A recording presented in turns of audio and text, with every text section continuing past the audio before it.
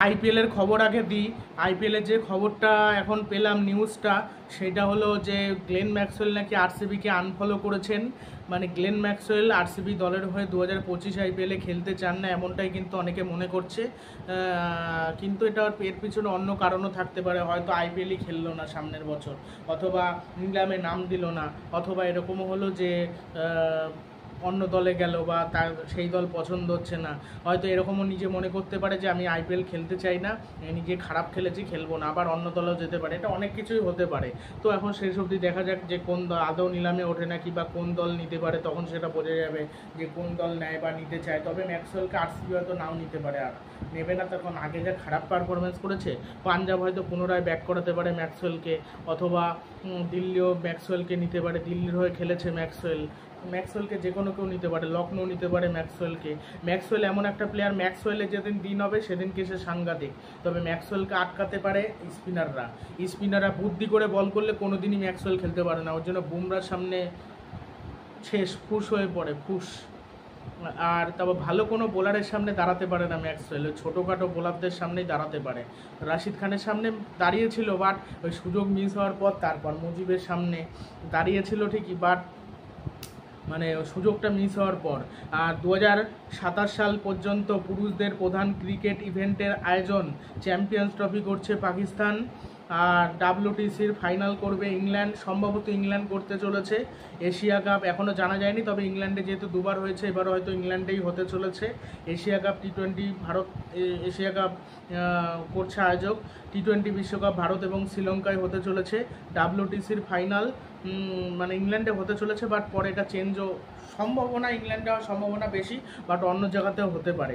Asia cup বাংলাদেশের one day Asia cup এটা হতে চলেছে বাংলাদেশে। ওয়ানডে বিশ্বকাপ দক্ষিণ আফ্রিকা, জিম্বাবুয়ে, নামিবিয়াতে হতে চলেছে। 2027 যে ওয়ানডে বিশ্বকাপ সেটা কিন্তু সাউথ আফ্রিকাতে হতে চলেছে। 2027 সাল পর্যন্ত বিগ টুর্নামেন্টে টিম ইন্ডিয়ার সময়সূচি। 2024 সালের বর্ডার গাভাস্কার ট্রফি, এটা খুব ইন্টারেস্টিং হতে চলেছে। 2025 চ্যাম্পিয়ন্স ট্রফি, 2025 বিশ্ব টেস্ট চ্যাম্পিয়নশিপের ফাইনাল, 2025 টি20 বিশ্বকাপের টি20 এশিয়া কাপ, 2026 টি20 বিশ্বকাপ, 2027 ওয়ানডে এশিয়া কাপ, 2027 ওয়ানডে বিশ্বকাপ, 2027 বিশ্ব টেস্ট চ্যাম্পিয়নশিপের ফাইনাল, অনেক কিছুই কিন্তু রয়েছে।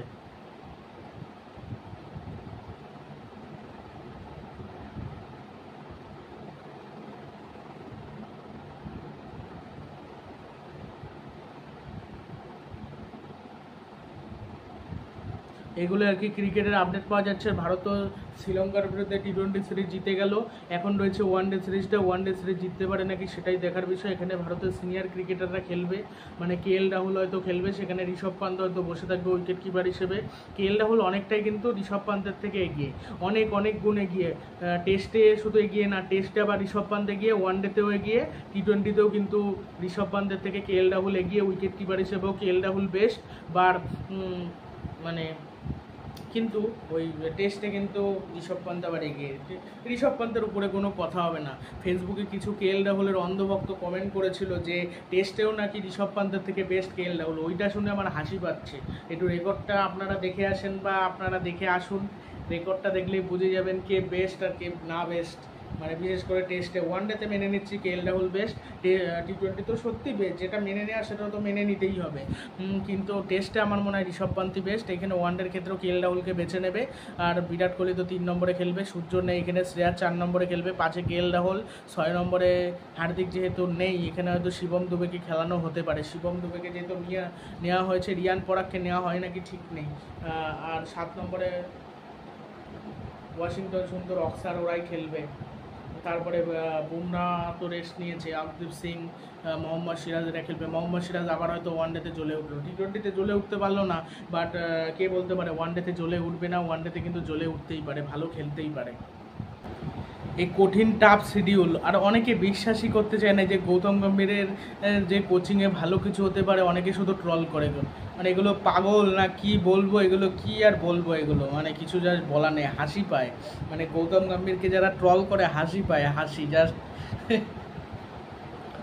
মানে কে বলতে পারে গৌতম গম্ভীরের কোচিংয়ে কাপ জিতবে না। দুটো তিনটে হয়তো জিতেও যেতে পারে, দুটো জিতে নিলে এরপরে ওয়ানডে ওয়ার্ল্ড কাপও জিতে নিল, আবার একটা চ্যাম্পিয়ন্স ট্রফি জিতে নিল, দুখানা আইসিসি ট্রফি। অথবা টেস্টে, যে টেস্টে আমার মনে হয় গৌতম গম্ভীরের প্ল্যানিং নাও খাটতে পারে, তবে ওয়ানডেটা টি20তে খাটবে এটা মনে হচ্ছে, টেস্টেরটা খাটবে না। তার কারণ টেস্ট চ্যাম্পিয়নশিপের ফাইনাল ওগুলো জিততে আদৌ ওই অবধি যেতে পারে নাকি সন্দেহ, হয়তো শেষ অবধি গিয়ে অন্য দল জিতে গেল। আর যে যার ঘরের মাটিতে খেলে, তবে সুবিধাটা যেহেতু সুইং কন্ডিশনে পায়, এই জন্য সুবিধাটা কিন্তু পায়, কিন্তু যারা ইংল্যান্ড সাউথ আফ্রিকা এটাই কিন্তু সুবিধাটা পায়। আর এটা যদি এশিয়াতে হতো তাহলে ভালো হতো, সবসময় দেশে হবে এটা তো হতে পারে না। টেস্ট চ্যাম্পিয়নশিপের ফাইনাল যদি ভারতে হয়, অথবা শ্রীলঙ্কায় হয়, অথবা বাংলাদেশে হয়, তাহলে ভালো হতো। বাংলাদেশে থেকেও ভারত শ্রীলঙ্কায় এতে হলে ভালো হতো, যেখানে একটু স্পিন সহায়ক উইকেট হয়। অথবা ওয়েস্ট ইন্ডিজে কিন্তু স্পিন সহায়ক উইকেটও হয়, পেসারদের সহায়ক উইকেট হয়, তবে আবার ব্যাটিং সহায়ক উইকেট হয়। তবে বেশিরভাগ সময় পেসাররাই উইকেট পায়, তবে খেলা দেখে মজা আসে না।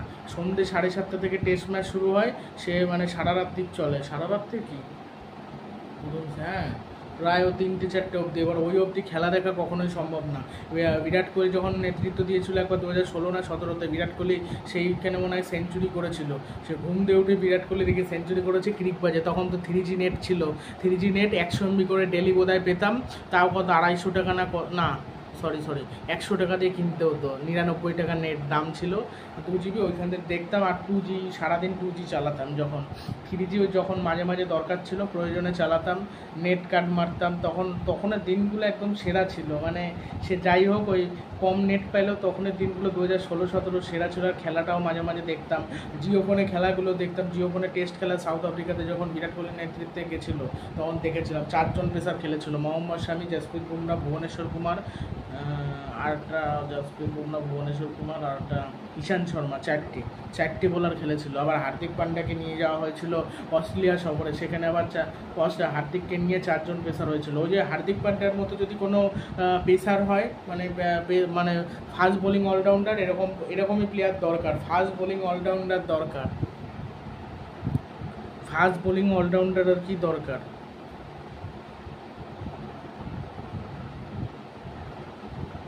তাহলে বিদেশের মাটিতে জিততে সুবিধা হয়, যেমন ক্যামেরন গ্রিন, এরকম মিডিয়াম পেসার অলরাউন্ডারই তো দরকার, এদের তো কাজে লাগবে আসল, এরাই আসল কাজে লাগবে, এরাই তো ভালো করবে, এদের মাধ্যমে জিততে হবে।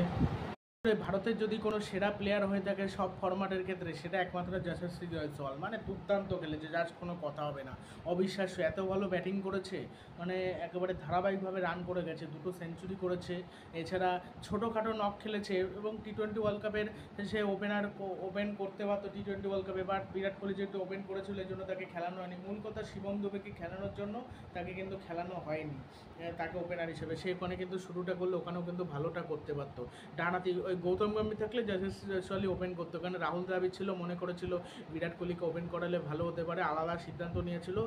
সেটা খারাপই বলতে গেলে সিদ্ধান্তটা ছিল, কিন্তু ওই যে ফাইনাল ম্যাচে এতগুলো ম্যাচে ব্যর্থ হওয়ার পর একটা ম্যাচে ভালো খেলেছিল। আর একটা জিনিস বলি যে 30শে জুলাই, মানে আজকে 31শে জুলাই, আজকে কিন্তু পর্যালোচনা করা হবে, মানে ইম্প্যাক্ট প্লেয়ারের রুলটা রাখা হবে কি হবে না, মানে বিসিসিআইয়ের সাথে, আর বিসিসিআইয়ের যারা কর্মকর্তা রয়েছে তারা, এছাড়া ফ্রাঞ্চাইজির মালিকরা, প্রত্যেকে যা মত দেবে, ওই বেশিরভাগ যারা মত দেবে সেটাই কিন্তু হতে চলেছে। ইম্প্যাক্ট প্লেয়ার যদি রাখতে বলে রাখবে, না হলে রাখবে না। এবার কি হবে এটা বলা মুশকিল, মানে রাখবে কি রাখবে না, নাকি অন্য কিছু করবে, সেটা দেখা যাক এখন শেষ পর্যন্ত কী হয়। তবে যে কোনো কিছু সিদ্ধান্ত হতে পারে। আর ইম্প্যাক্ট প্লেয়ার যদি না রাখে রুলটা, আমি বলবো যে কিছুটা ভালো, তবে না হলে আবার কি অলরাউন্ডারদের ভূমিকা কিন্তু কমে যাবে, এটাই হ্যাঁ ইম্প্যাক্ট প্লেয়ারের রুলটা। ভিডিওটি ভালো লাগলে চ্যানেলটি সাবস্ক্রাইব করবেন এবং ভিডিওটি শেয়ার করতে ভুলবেন না। আর বিরাট কোহলির প্রশংসা সকলেই করে, বিরাট কোহলি এখন ম্যাচ কম খেলে, এর জন্য রানের খাতায় এখন পিছনে থাকে। যদি সব ম্যাচ খেলতো, টি20 খেলতো, আগে যেমন ধারাবাহিকভাবে খেলতো, তখন আরও ভালো লাগতো। এখন তো আগে যেমন কে ছিল, সৌরভ গাঙ্গুলি, সচিন তেন্ডুলকার, বীরেন্দ্র সেহবাগ, রাহুল দ্রাবিড়, এরা তারপর চলে যাওয়ার পর বিরাট কোহলি, রোহিত শর্মা, KL রাহুল তো অনেক পরে আসে, বিরাট কোহলি, রোহিত শর্মা, তারপরে আর কে, জাদেজা, এরা এসছে, এরা MS ধোনি, এরা আসার পর এখন আবার আসতে চলেছে কে, এখন এই যশস্বী জয়সওয়াল, গিল, তারপর রিঙ্কু সিং, তারপর আর কে, আর তরুণ কে, ঋষভ পান্ত, এরা KL রাহুল, মানে KL রাহুল বলতে গেলে একটু বয়স্ক প্লেয়ার সবার মধ্যে এরকম। আর কিন্তু প্রত্যেকে কিন্তু মানে ইয়ং প্লেয়ার। এরকমই এরকমই এরপরে আবার অন্য নতুন নতুন প্লেয়ার চলে আসবে। আর এখন তো ভারতের মানে যত দিন যাচ্ছে ভারতের ওপেনারদের সংখ্যা বাড়ছে আর কি। আর আগে কখনো মানে এরকম ওপেনার এত দেখা যায়নি, এত প্লেয়ারের ছড়ানো ছিটানো না। ভারতের দল এখন এমন শক্তিশালী, মানে ভারতের এ টিম বি টিমের মধ্যে যদি ভাগ করে খেলতে দেওয়া হয় কোন টিম জিতবে সেটা বলা সম্ভব হবে না, তার কারণ এতটাই শক্তিশালী। বা এ বি সি টিম তৈরি করা যাবে। সি টিমে থাকবে কারা, এই যে রাহুল ত্রিপাঠী, তারপরে টি নটরাজন, তারপরে ভুবনেশ্বর কুমার, এদের দিয়ে টিম তৈরি করা যাবে। ভুবনেশ্বর কুমার এক্সপিরিয়েন্স আমি সি টিমে রাখলাম, তার কারণ খেলে কম। যুজবেন্দ্র চাহাল, অনেকে প্রচুর প্লেয়ার এরকম রয়েছে যারা এরকম নীতিশ রানা, বরুণ চক্রবর্তী, এদেরকে দিয়ে চালিয়ে দেবে। বি টিমে থাকবে চাহাল, এরকম মানে এ বি সি টিম করে যে কোনো এক সময় একটা দল পাঠালে জিতে যাবে। তবে A team B team C team লোকে বলে ঠিকই, কিন্তু মেন দলের হয়েই তো খেলতে যাচ্ছে, ওটার নামটা তো ইন্ডিয়া না। ওখানে তো ইন্ডিয়ার হয়ে তরুণ প্লেয়াররা খেলছে। তিলক বর্মা এখন খেলছে না চোটের জন্য, তিলক বর্মার কেউ পছন্দ করে, গৌতম গম্ভীর, তিলক বর্মাও রয়েছে, অনেকে রয়েছে এরকম তরুণ প্লেয়ারদের মধ্যে যারা ভালো পারফরমেন্স করেছে। তবে রিয়ান পরাগকে সুযোগ দিয়েছে, এরপর আবার সুযোগ পাবে না। রিয়ান পরাগকে বোলিং করা, আর যদি খুব এক্সট্রা অর্ডিনারি পারফরমেন্স করে দেয় তাহলে রিয়ান পরাগ সুযোগ পাবে। আর সঞ্জু স্যামসনের ভাগ্য খারাপ। সঞ্জু স্যামসন অল্প সুযোগ পায়, সুযোগ কাজে লাগাতে পারে না, কাজেই লাগাতে পারে না। পান্তের মতো যদি ভাগ্য সঞ্জুর হতো, সঞ্জু আরও রান করতো। সঞ্জু ভারতের হয়ে যখন খেলে কী যে তার হয়, ক্যাজুয়ালি তার মধ্যে চলে আসে, মানে সে চেষ্টা করে না রান করার। ওয়ান ডেতে রান করেছে, বা টি-20-র ক্ষেত্রে বলছি, এতগুলো ম্যাচ খেলেছে, এতগুলো ম্যাচে তার রেকর্ড জঘন্য। অবশ্য যেখানে ঋষভ পাল 66 না 67টা ম্যাচ খেলে রেকর্ড 22 গড়, সেখানে আর কী হবে, মানে জঘন্য ব্যাটিং করেছে ঋষভ পাল। এরকম মনে হয় বাজে উইকেট কিপার কেউ ছিল না, মানে টি-20-র ক্ষেত্রে বলছে। তাকে পুরো ছেটে ফেলা উচিত, বাদ দিয়ে দেওয়া উচিত, বাদ দিয়ে অন্য কোনো প্লেয়ারকে চান্স দিক, সে প্লেয়ারটা অনেক ম্যাচ খেললে ভালো করবে। ধ্রুব জুরেল অথবা জিতেশ শর্মা, এরকম কাউকে টি-20-তে ট্রাই করা উচিত। ঋষভ পান্তকে বাদ দিয়ে দেওয়া উচিত। ওয়ানডেতে কেএল রাহুল যখন থাকবে, কেএল রাহুল তখন খেললো, আর যদি কেএল রাহুল চোটের জন্য থাকে বা কোনো সিরিজে রেস্ট পায়, তখন ঋষভ পান্ত খেলবে, তখন সঞ্জু বসে থাকবে। আর সঞ্জুকেও টি-20-তে খেলানো যেতে পারে, সঞ্জুকেই খেলাক। সঞ্জু, ধ্রুব জুরেল এরা রয়েছে, এক একজনকে এক এক ফরম্যাটে খেলাক, এক এক ফরম্যাটে, তাও মানা যায়। সঞ্জু আরও কয়েকটা খেলা টানা খেলিয়ে তাকে দেখা যেতে পারে। সে খেলেছে এত ম্যাচ, বাট একটা সিরিজে খেলে একটা বা দুটো ম্যাচে সুযোগ পায়, আবার সুযোগ। এমনিতেই সে কত ভালো প্লেয়ার না, মোটামুটি প্লেয়ার, তাও যখন সুযোগ পায় কাজে লাগাতে পারে না, এটাই সমস্যা। এর আগেও সে সুযোগ পেয়েছিল, কাজে লাগাতে পারেনি, পরেও সুযোগ কাজে লাগাতে পারে, এটাই হলো সমস্যা। এরকম করলে হয় না, সুযোগটা তো তোমার কাজে লাগাতে হবে, তারপর তো ভালো কিছু হবে। এবার তুমি যদি সুযোগ কাজে লাগাতে না পারো তাহলে তো অসুবিধা। সুযোগটা মেন কাজে লাগাতে হবে, সুযোগটাই তো আসল। গাইকোয়াড়কে পছন্দ করতো না গৌতম গম্ভীরও, ঋতুরাজ গাইকোয়াড়কে মনে হয় অতটা পছন্দ করে না। ঋতুরাজ গাইকোয়াড় এই জন্যই সুযোগ পাবে না। আর ঋতুরাজ গাইকোয়াড়ের থেকে অনেকটাই শুভমান গিল বেস্ট, এই জন্যই শুভমান গিলকে ভাইস ক্যাপ্টেন বানানো হয়েছে। সবাই পছন্দ করে শুভমান গিলকে, এর জন্য কিন্তু সুযোগ দেওয়া হয়েছে। অভিষেক শর্মাও সুযোগ পাবে যদি যশস্বী জয়সওয়াল, গিল চোটের জন্য বাইরে থাকে, তখন আলাদা ব্যাপার, তখন সুযোগ পেল। এটাই মানে কি হবে বলা যাচ্ছে না। আর শুভমান গিলের যদি গুরুতর চোট থাকে তাহলে কিন্তু ওয়ানডে সিরিজে খেলবে না, যদি গুরুতর চোট না থাকে, হালকা চোট থাকে, তাহলে কিন্তু খেলবে। কি হয় বলা যাচ্ছে না। রোহিত শর্মার সাথে তখন ওপেন করবে। রোহিত গিল জুটিটা ওয়ানডেতে কিন্তু যথেষ্ট ভালো, তবে আসল সময় যে ফাইনাল ম্যাচে খেলতে পারিনি, ওই দিনটা আমি কোনো দিন ভুলতে পারবো না। ক্রিকেট প্রেমীরা 10ই জুলাই 2019 সালের, আর এই 10ই জুলাই আর 19শে নভেম্বর, এই দুটো দিন কেউ ভুলতে পারবে না, কোনো দিন ভুলতে পারবে না। আমার এখনও মনে পড়ে সে ভারতের হেরে যাওয়াটা, আমি এখনও মেনে নিতে পারি না। টি-20 ওয়ার্ল্ড কাপ জিতলে ওটা মনের মধ্যে একটা কষ্ট থেকে যায়, একটা বেদনা থেকে যায়, ওই একটাই যে ভারত পেলো না। পুরো একদম হাতের সামনে কাপটা ছিল, কাপটা মানে ধাক্কা দিয়ে সরিয়ে দিয়ে অস্ট্রেলিয়া কাপটা নিয়ে পালিয়ে গেল জাস্ট, মানে আমাদের হাতের সামনে ছিল, আমরা একটুর জন্য পেলাম না, অস্ট্রেলিয়া একদম নিয়ে চলে গেল। এর থেকে কষ্টের আর কিছু হতে পারে না। ওর থেকে ওই জন্য টুর্নামেন্টে প্রথম 2-3টে ম্যাচে হারো, তারপর টানা জিতে কাপ নিয়ে চলে আসো, যেমন অস্ট্রেলিয়া জিতেছে। আর অস্ট্রেলিয়া 2003 সালে যেরকম ছিল, ভারতের টিম কখনোই ওরকম ছিল না, অত ভালো অত শক্তিশালী কখনোই ছিল না। ওই টিম একটা আলাদাই। 1999-এর অস্ট্রেলিয়ার টিম, 2003-এর অস্ট্রেলিয়ার টিম, 2007-এর, প্রত্যেকটা ভালো প্লেয়ার। একটা প্লেয়ার খেলতে পারবে না তো আরেকটা খেলে দেবে, একটা খেলতে পারবে না তো আরেকটা খেলে দেবে। অবিশ্বাস্য, দারুণ দারুণ দারুণ দারুণ।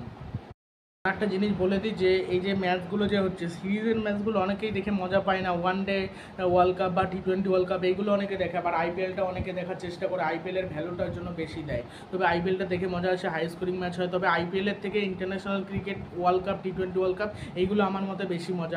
আইপিএলে কলকাতা নাইট রাইডার্স থাকে ওগুলো ঠিক আছে, ওগুলোর ব্যাপারটা আলাদা, কিন্তু ইন্ডিয়ার ব্যাপারটা সবার আগে, এটা আমার সব থেকে বেস্ট লাগে খেলা ইন্ডিয়া। তবে ওই সিরিজ একটা ভালো যদি হাড্ডাহাড্ডি ম্যাচ হয়, আগের যে 2016-17 ম্যাচগুলো হতো সিরিজগুলো দেখেই মজা আসতো। ইংল্যান্ডের সাথে একটা হাই স্কোরিং ম্যাচ হতো, হাড্ডাহাড্ডি ম্যাচ হতো, মানে কে জিতবে 2020 সালের border Gavaskar trophy, one day series, T20 series পরীক্ষা ছিল, পরীক্ষার পর আমি খেলা দেখেছিলাম, মানে অবিশ্বাস্য, ওই মুহূর্তগুলো দারুণ ছিল। অর্ধেক খেলা হয়ে গেছে, সেকেন্ড ইনিংস বাকি, ট্রেনে আস্তে আস্তে খেলা চালিয়েছিলাম, দুর্দান্ত মুহূর্তগুলো এখনও ভোলা যায় না। মানে এখন তো দোকানে বসে খেলা দেখি, কাজে গিয়ে খেলা দেখি, তাও দেখার ওখানে আর লোক চলে আসলে আর হয় না, মানে এটাই, লোক নিতে চলে আসলো ব্যাস, তখন আর খেলা দেখা যায় না, ওই বাড়ি এসেই দেখতে হয়, তাও তাও রাত 10টার পরে, ওই জন্যই তো ভিডিও দিতে লেট হয়, কোনো দিন তাও ওই সকালে দেওয়া হয়। আর দুপুরে যখন একটু রেস্ট পাই, দুপুরে একটু খেলা টেলা থাকলে তাও ঘুম থাকে, তো ঘুম চোখে আর কী দেখা যায় দেখে মজা। তারপর যদি ওরকম ঝিমানো ম্যাচ হয় তাহলে তো ঘুম পাবেই।